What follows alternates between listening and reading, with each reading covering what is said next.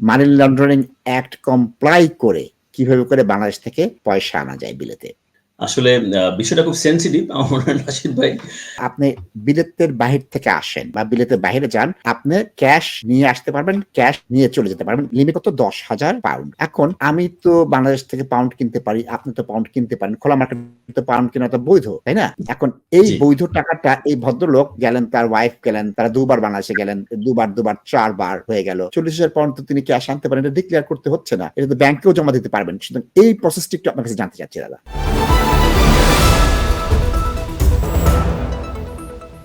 আমাদের একটি প্রশ্ন এসেছে। আমি দাদাকে একটু প্রশ্নটা দেখতে বলছি এবং প্রশ্নের জবাবটা দিয়ে আমরা যেতে পারি। আমি সম্পূরক প্রশ্নও করব। দাদা, প্রশ্নটা হচ্ছে মানি লন্ডারিং অ্যাক্ট কমপ্লাই করে কিভাবে করে বাংলাদেশ থেকে পয়সা আনা যায় বিলেতে? থ্যাংক ইউ দর্শক।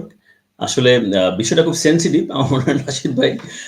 তারপরও আমার কাছে মনে হয়েছে যে যেহেতু বাংলাদেশ থেকে এদেশে টাকা আনার আসলে কোনো ডাইরেক্ট রুট নেই।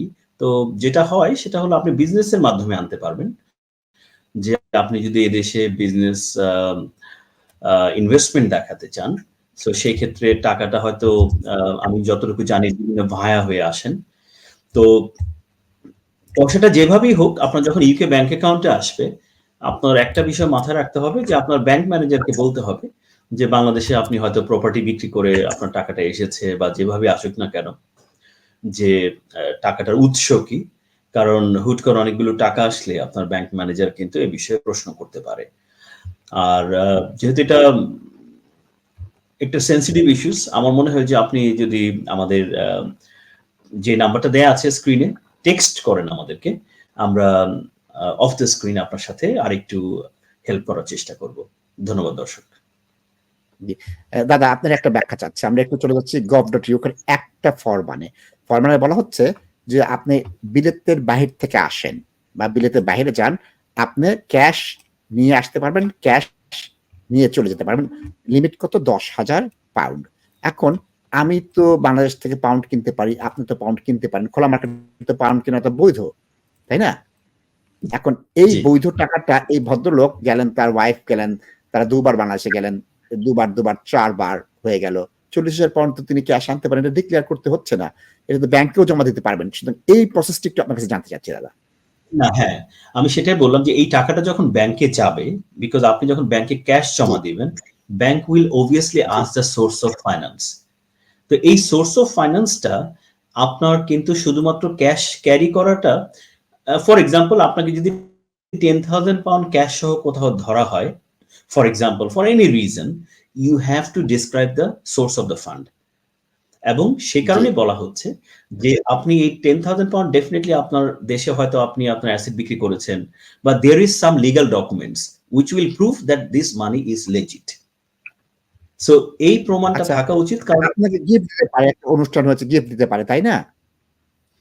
আমাকে গিফট জি, দিয়েছে, আমি এটা কি সেটাই বলা বলছি যাবে না? যে অডিট ট্রেইলটা থাকতে হবে। মুখে তো আমরা অনেক কিছু বলতে পারি যে আমাকে ও গিফট দিয়েছে, এ গিফট দিয়েছে, but bank manager has the right to ask you. তখন কি করবে জানেন? আপনি যদি গিফটের কথা বলেন যে গিফট কে কি দিয়েছে তার থেকে ডিক্লারেশন আনতে হবে। সো যে আই সি। গিফটটা দিল তার কি 10,000 পাউন্ড গিফট দেয়ার রাইট আছে কিনা? বিকজ অনলি আপ টু সক্ষমতা আছে কিনা? 3,000 pound, you can only gift without tax free. So কেউ যদি 10,000 পাউন্ড আপনাকে গিফট করে সে কিন্তু ট্যাক্সের আওতায় আসতেছে। সো আপনি চাইলেই কিন্তু কিছু করতে পারছেন না।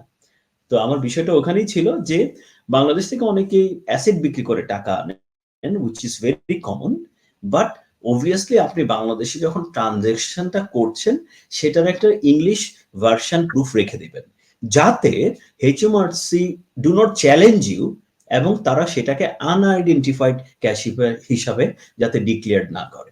সো সেক্ষেত্রেই আমি বলছি যে এটার একটা অডিট ট্রেল বা প্রুফটা যাতে রাখা হয়। তাহলে একটা সম্পর্ক প্রশ্ন করি। কেউ এখান বিলেত থেকে বাংলাদেশে গেলেন, তিনি তার স্ত্রীর গহনা, সোনা, রূপা ইত্যাদি বিক্রি করলেন, ক্যাশ পেলেন, রিসিট আছে, ওটার মানি রিসিট আছে, ওটা মানি রেমিটেন্স এর যে সংস্থাগুলো আছে ওখান থেকে কনভার্ট করে পাউন্ড এনেছেন। এটা কি যথার্থ একটা প্রমাণ হবে? জি, এটা ঠিক আছে। অ্যাজ লং অ্যাজ আপনার কাছে প্রমাণ করার মতো পেপার ওয়ার্ক আছে, you should be absolutely fine. কেন অসুবিধা হবে না? জি না। এক্সিলেন্ট।